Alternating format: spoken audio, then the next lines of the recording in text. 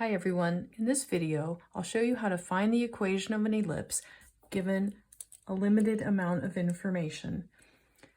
The general form of equation for an ellipse are these two equations here, where we have x minus h quantity squared over a squared plus y minus k quantity squared over b squared equals 1.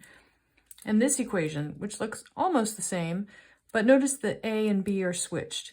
So what this means is the a squared is always the larger number. So if the larger number is under the x term, you're going to have an ellipse that's like that direction.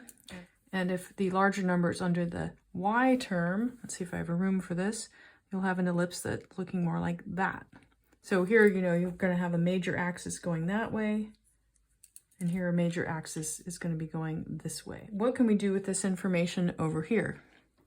Well, we're going to plot these given items. So vertices are given to be at 0 and plus or minus 5.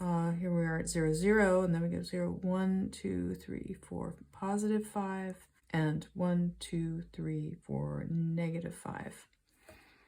Now we're also told that the foci are at 0 and plus or minus 2, so we can plot those. And right away I notice a couple things. First, that this segment is going to be the major axis of my ellipse. And I know that because the foci, which are points that lie inside the ellipse, also have to lie on the major axis. The other thing I notice is that the center is at 0, 0. Now in both of these equations up here, the center will be HK. And that means two things. We're going to have this form of the equation where the a squared is under the y because of this being oriented vertically. And that also this h and the k will be 0.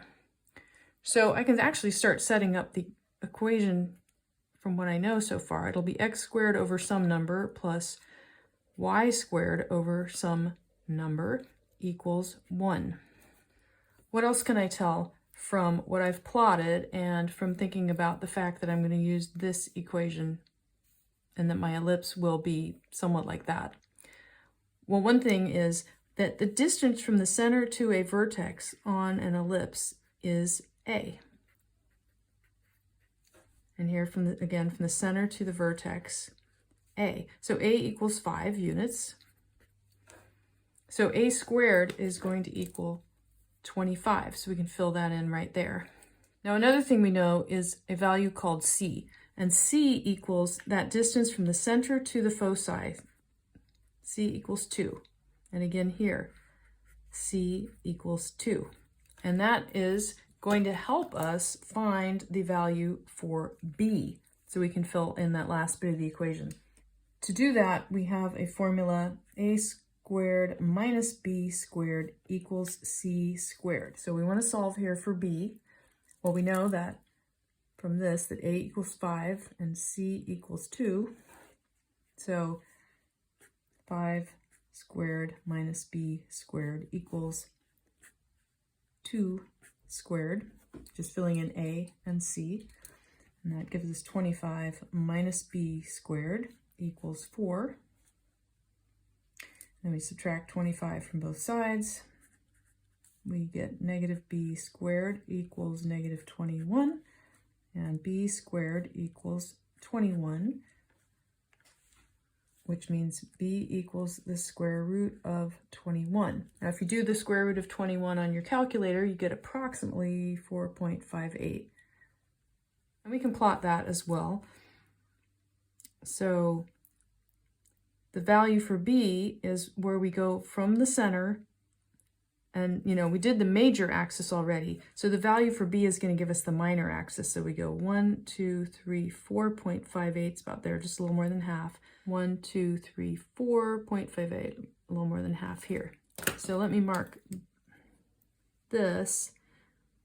It's getting a little crowded here, but we can do this.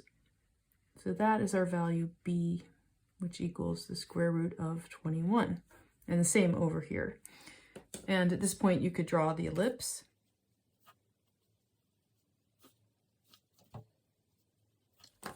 So I've just lightly sketched that in there. Now we can fill in the last bit of our equation. We found b squared right over here, and that's 21.